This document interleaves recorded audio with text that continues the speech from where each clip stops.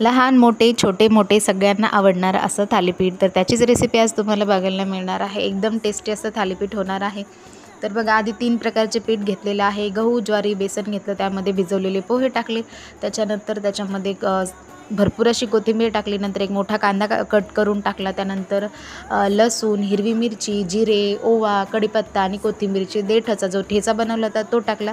त्यानंतर धने पावडर टाकलं, हळद टाकली, मीठ टाकलं आणि मस्त असं पाणी टाकून ते असं मिक्स करून घेतलेलं आहे। छान कणिकचा गोळा तयार झाला। त्यानंतर हे असं रुमालावर थापूनही घेतलं आणि एक जे आहे मी ते पूर्ण अलटून पलटून भाजून घेतलेलं आहे। आणि दुसरं जे बघताय तुम्ही ते मी फक्त एका साईडनीच भाजलेलं आहे। वाफ देऊन घ्यायची त्याला तुम्हाला झाकून। खूप टेस्टी लागतं, दोन्हीची सुद्धा चव वेगळी लागते। नक्कीच एकदा करून पहा आणि व्हिडिओ आवडलास तर लाईक, शेअर, सबस्क्राईब करायला मात्र अजिबात विसरायचं नाही। आणि आजच्या जेवणामध्ये तर हे बनतं आहे। थँक्यू।